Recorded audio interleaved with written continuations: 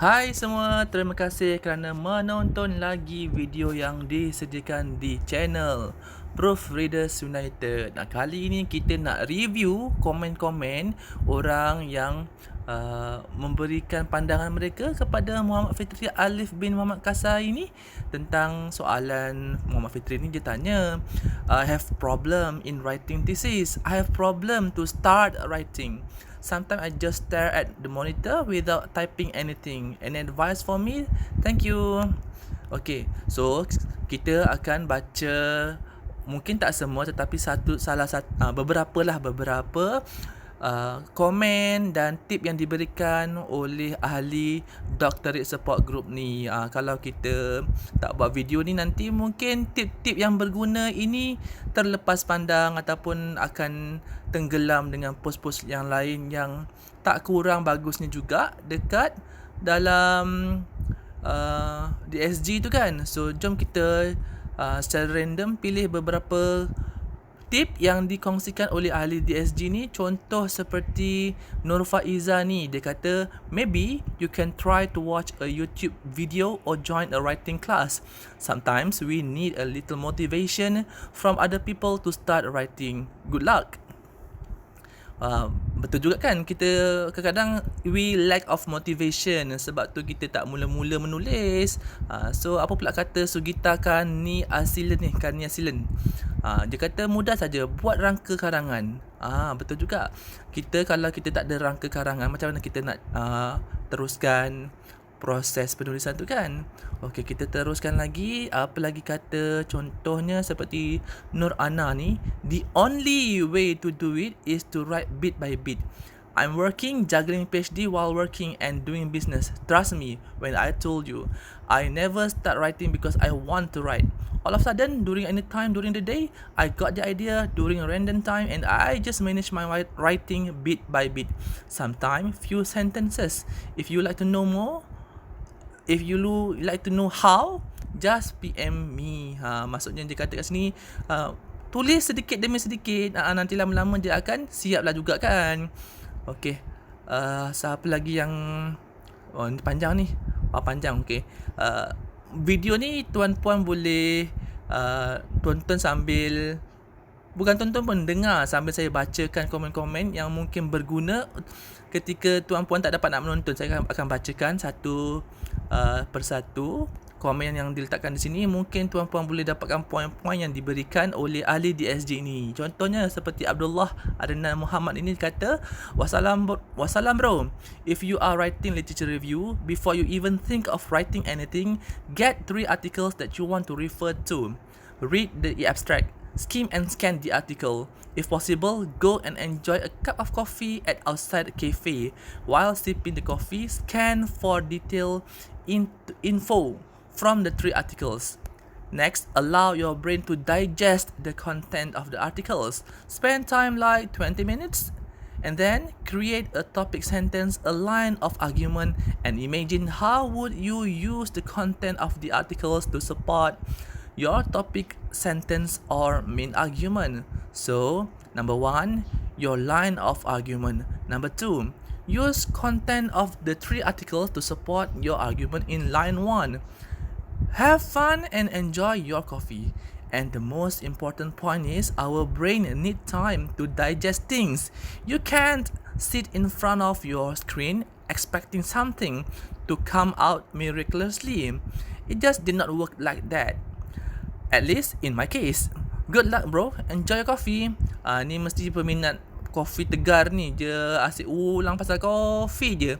Ikutlah, kalau kita jenis yang orang suka minum kopi, boleh kita minum kopi sambil kita menulis. Dan juga apa yang dikongsikan oleh Abdullah Adnan ini lebih bersifat teknikal, dan dia terangkan langkah demi langkah. Mula-mula kena skim and scan, selepas kita cari 3 artikel, and then kita dapatkan detail daripada 3 artikel, dan kita digest, kita biarkan otak kita cuba fahamkan apa yang kita baca tu. Kemudian kita tulis the line of argument. Kemudian kita gunakan content daripada 3 artikel tu untuk support the argument yang kita sudah binakan itu. Okey, seterusnya Siapa lagi ni? Contoh macam Agalia Subiah. Dia katanya that's very common. Maksudnya she's referring to yang tengok screen tapi blank tu, tak dapat nak menulis. Kata Agalia, that's very common during this period. Why not try mind mapping something? Don't look back, just keep drawing. You may end up with theoretical framework. Could even found a gap. I found mine this way too. Okay, mungkin dia nak maksud I found mine this way too. Maksudnya dia itu cara yang berkesan terhadap dia lah. Maksudnya dia buat mind mapping. Okay, the thing is, setiap seorang ada cara yang berbeza untuk mendapatkan cara yang mengikut kesesuaian diri mereka untuk menulis. Jadi ada orang yang katakan terus dia tulis, tak payah ada sebarang kerangka pun. Yang contoh macam Agalia ni kata, kita kena buat mind mapping dulu. So apa yang saya suka nak tekankan kat sini adalah untuk kita kenali cara yang paling sesuai dengan diri kita, supaya kita ada langkah yang kita paling berkesan untuk kita ikuti, dan dengan langkah itulah yang akan menyebabkan kita punya proses penulisan itu bermula dan kemudian berganjak. Macam tu. Sekiranya kita sendiri tak tahu diri kita ni suka ataupun lebih cenderung dengan cara yang macam mana, itu yang kita pun tak pasti nak mula macam mana. So kita kena kenal diri sendiri. Kita jenis orang yang visual ke, orang yang jenis suka kata-kata ke. Kalau kita dah kenal diri kita, kita akan lebih mudah untuk kita memilih satu cara dan kita ikut cara itu dengan penuh kesetiaan dan ketekunan, religiously. Macam tu. Kita kena kenal diri dulu, barulah kita boleh mudah untuk ambil nasihat yang paling kena dengan diri kita. Gitu. Okey, contoh macam siapa lagi Nur Hisham Ghaffar ni, dia kata, I don't think you have problem to start writing. Need proof? The fact that you are able to write your posting here in this Facebook group indicates you can write. Okay, of course lah, it's a matter of dia tulis apa. Okay, tetapi at least apabila kita sudah mula menggerakkan jari kita ni, itu sekurang-kurangnya sudah menjadi satu permulaan untuk kita mula menulis. Okay, dan apa yang ditulis oleh Muhammad Fitri Alif ni, dia menulis satu posting Facebook untuk mendapatkan tip. At least dia ada usaha kat situ kan. Kita kena appreciate juga usaha orang untuk dia mengorak langkah ke arah yang lebih ke depan daripada dia duk stare blankly dekat skrin tu, tak buat apa-apa. At least Muhammad Alif ni dia buka Facebook dan dia bertanya soalan dekat ahli-ahli DSG dan mendapatkan tip. Dan yang bagusnya, ahli DSG ni kan sangat-sangat motivated, sangat-sangat supportive, dan ramai sebenarnya. Kalau kita tengok kat sini, ramai yang komen ni. So kita pergi siapa lagi yang boleh. Okay, contoh macam Syafi'i Daud ni, nasihat saya kepada pelajar saya, ni mesti pensyarah ni, tulis dulu apa yang terlintas di hati. Biarkan walaupun tidak tersusun, asalkan point ataupun idea yang tercetus itu dirakamkan. Kemudian kita susun semula. Jangan biarkan idea yang timbul itu hilang. Takut-takut kalau ia tak muncul semula. Selamat menulis. Ni I believe this is from a lecturer, dan dia menasihatkan supaya ada idea terus tulis. Jangan bertangguh-tangguh, sebabnya kita takut kalau idea tu hilang. Dan saya juga suka approach ataupun pendekatan sebegini. Kerana apa? Kerana sebaik-baiknya kita sekurang-kurangnya sudah memulakan proses penulisan itu walaupun ia belum tersusun. Kerana apa? Dalam proses penulisan ada satu langkah yang seterusnya yang kita namakan sebagai penyuntingan. Mula-mula kita tulis dahulu. Jangan risau dahulu tentang sama ada idea itu betul ataupun tidak, idea itu tersusun ataupun tidak, grammar tepat ke tidak, ejaan betul ke tidak. Jangan risau lagi pada peringkat awal penulisan, kerana kita hanya mahu pastikan bahawa apa yang terlintas di dalam fikiran itu termaktub di dalam. Kalau menulis guna tangan tu di kertas lah, kalau menaip tu dekat laptop. Macam tu. So kita kena pastikan bahawa idea tu tak hilang. Cepat-cepat tulis tau. Itu seperti yang disebutkan oleh Dr. Syafi'i Daud ni kot. Okay, kita cari lagi komen-komen yang dapat banyak like. Contoh macam ni, saya nampak perkataan Excel tu mungkin ada satu something yang baru kan. Gashina Ayu Mat Saad katanya, use Excel. Start by creating column headings for specific keywords like year, author, complete reference, online link, method, interesting findings. You can sort all these as needed later. Then search for relevant literature. Fill in each cell. You will have created your own personalized reference database. This is good progress in itself.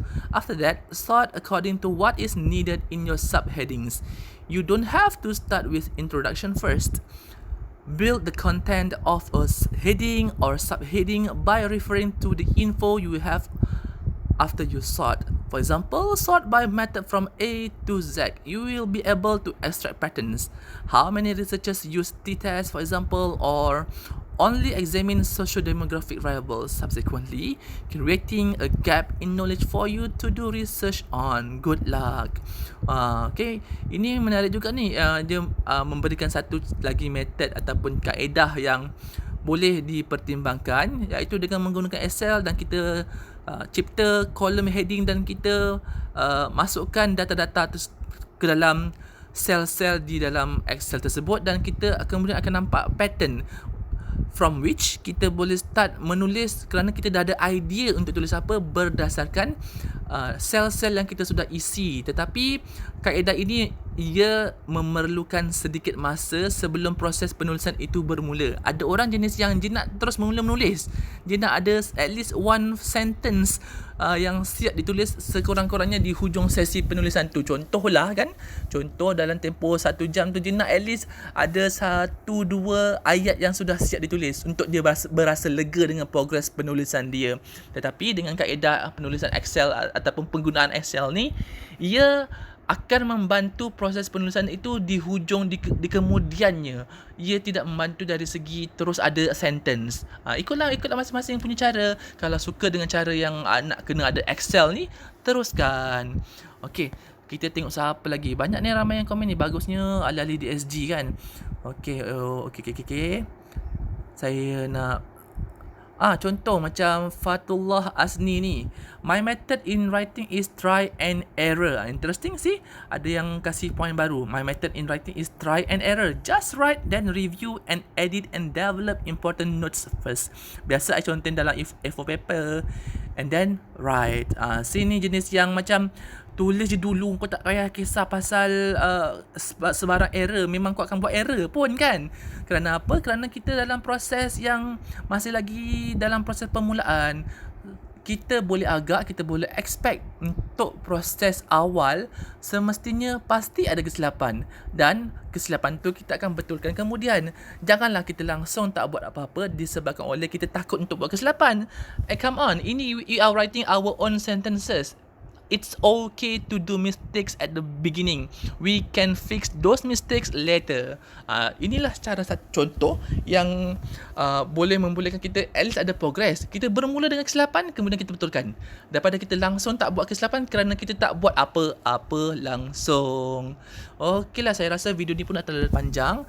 Dan tiba-tiba ada terselip mamat yang tengah garu mata ni. Tak apalah, I guess that's all. Dan saya nak ucapkan tahniah lah kepada ahli DSG kerana sangat supportif untuk membantu ahli DSG yang seorang ni yang bernama Muhammad Fitri Alif. Dan kita teruskan dengan semangat membantu ahli DSG sebegini supaya lebih ramai lagi akan berjaya graduate dalam pengajian mereka dengan penuh jayanya dengan bantuan ahli DSG. Nanti sedikit sebanyak kita ada sumbangan yang mungkin akan menjadi antara tapak-tapak kita ke arah syurga, insya-Allah. Okay, all the best kepada Muhammad Fitri Alif, and all the best tu kepada semua ahli DSG yang menyumbang kepada membantu Muhammad Fitri Alif tentang soalannya yang menghadapi kesukaran untuk bermula menulis. So everyone, have a good day.